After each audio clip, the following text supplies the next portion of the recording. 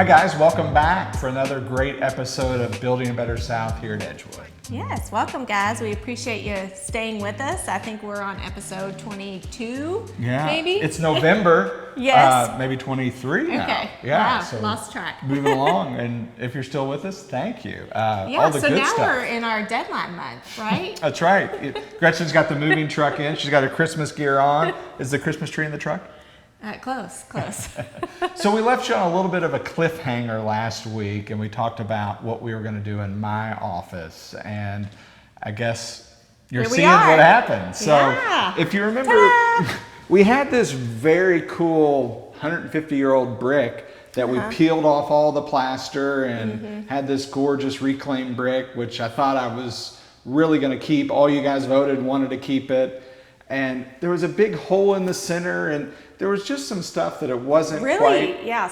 It was a soft brick. It was kind of chipping away, and we were worried about the integrity of it being exposed over time because it had been covered for so long that unfortunately, sorry guys. So actually, I had to go back and recover it in order to put this wood on. So as you know, whatever, it was experience, but it worked out, I think, in the end. So I wanted to keep a modern preppy vibe going in this space, and the reclaim, it was just too rustic for what we were trying to do. So we ended up painting Hail Navy. I think almost every square inch. So ceiling, walls, it's extremely dark in this room. We do have some good natural light. Yes. So we wanted to lighten it up a little bit. So this is just like a 5-inch V-groove poplar stain grade. And I'm actually kind of digging the natural of it. Yes. But thinking we may put a little bit of a brown stain on it to help just really light complement the floors. So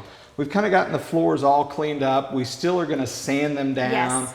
We've got a couple floor color options to share with you, and also some carpet options too. So, all right, my Vanna. Well, this is Jason's space, so I've kind of given him free reign. Again, it's kind of like what you said, the preppy modern. So we're going to have an area rug made, and I think we've narrowed down the two choices that you like the best. And so we have this one, which is, I guess, more of the all blues, and then this one has a hint. This is actually navy, and kind of a wheat color, kind of a khaki color in the background.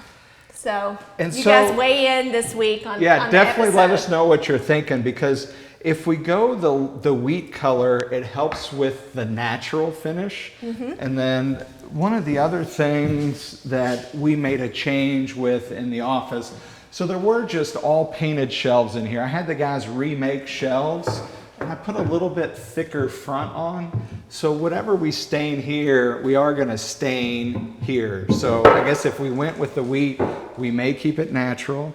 If we go with the dark, I think I'd put it a little bit warmer tones to help complement. Yeah, and let's tell them what else is going to be in here. So we have a live edge desk that Jason's going to put in here, and it's got pretty brass legs, and then really two oversized comfortable chairs, one of them being a pretty navy, kind of a worn navy fabric, and then a beautiful leather chair that's more, kind of a cognac, just a really pretty dark leather chair that's going to go in here too. I may not leave this space. I know, it is really warm and cozy, and we are gearing up for winter. So I know.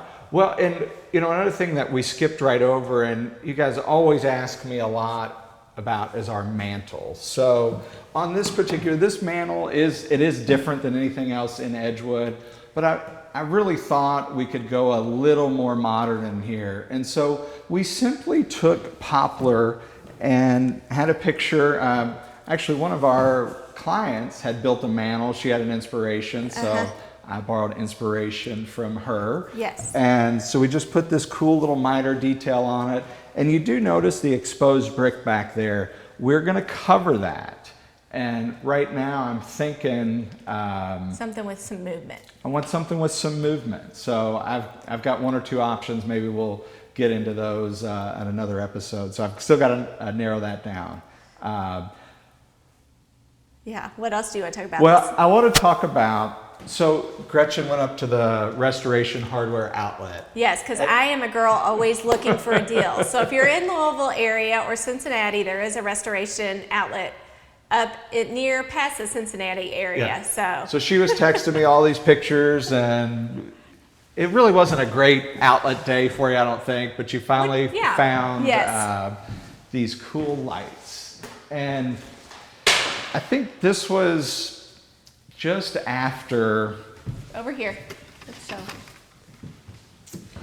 Just after, I think we'd already done the wiring. Yes. So, you know, unfortunately, I got a little ahead of myself, and I had the guys wire in a box. So I knew I wanted, you know, a decorative arm light. Right, which these are artwork lights. So you've seen them where the artwork, these are up and then they shine down on the artwork. Because we've got some cool sculptures and paintings going on some of these focal points. So we've always done these as like sconces in the past, and it's always been an outlet right there.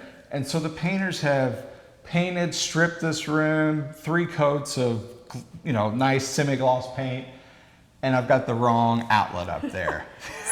So here we go, problem solving 101. That's what we do. So we're gonna try to find a way, because you can't, it's almost impossible to touch up this paint. Right, once it's been sprayed, I mean, this is the finish.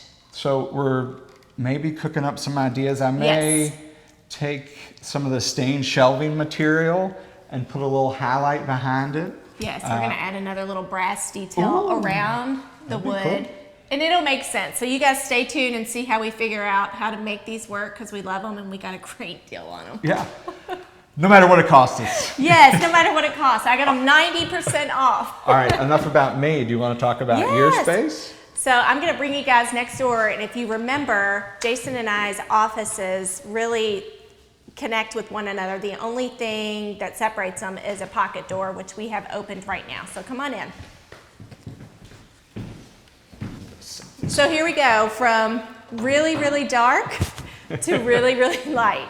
So my office is really light and airy, a little girly. So the walls, we painted Reserved White by Sherwin-Williams. And then I actually ended up, instead of painting the walls a pale blush, I painted the ceiling a pale blush, and it is pink shadow. And I love this color. So I'm gonna have some blushes and some navies in this room. And I actually kept my mantle intact as is. It just got a new coat of white paint. We are putting a remnant marble slab because a lot of this has chipped away and it's just not in great shape. We tried to save as much as we could, but I just decided to put marble around it.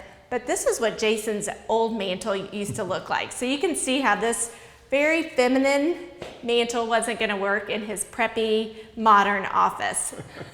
Well, and you can see one little, since we're in your office, I'll talk a little builder speak, but you can never have too much clarity when it comes to working with your subcontractors. Yes. And there's a lot of changes going on in Edgewood. So I went through with the black Sharpie and just identified for the granite guys what's getting templated and where, numbered them, and then sent them a corresponding email just so when they came out, made sure they knew exactly what to do. Yes, we try to make it as easy as possible for everyone. So it works sometimes. What's next? So so then this is it. So I'm excited for a little blush couch, some blush chairs, some drapes and you to did go up. Paint your doors? Yes, Yeah. and so this is the Hail Navy. We did paint the doors.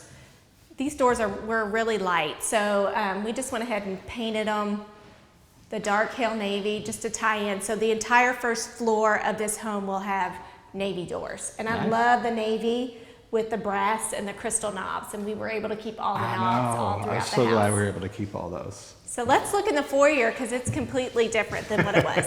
No green trim? No. I know, it's so bright in here. So much brighter.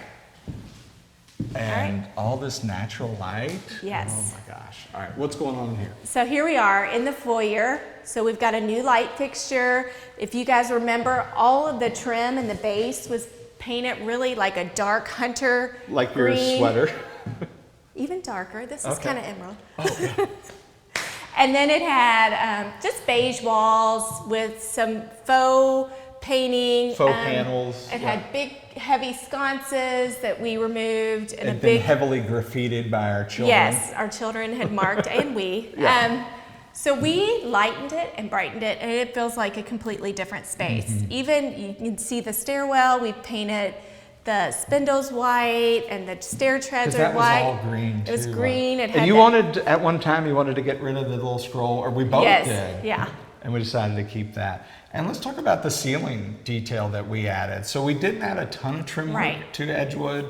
The trim guys may differ with me on that. Yes. But I think the little chinoiserie inspired molding looks really So we nice. added a really cool detail on the ceiling. It's like Jason said, a little nod to the chinoiserie feel we're going with a little bit of a Greek key, but I think it makes sense with the house and the space, and we are really excited. The muralist, a local artist, Ken, he is going to be starting this week on the big oversized floral. Oh, so we're not finished in here yet? No, that's going in this space. So I am really excited. And that goes right here? So it's going here, and it's going on the opposite wall, and I think we're gonna kind of do a cool little watercolor sky on the ceiling. So Nice. it's gonna be a really great way, I think, to greet our guests as they come in. Yeah.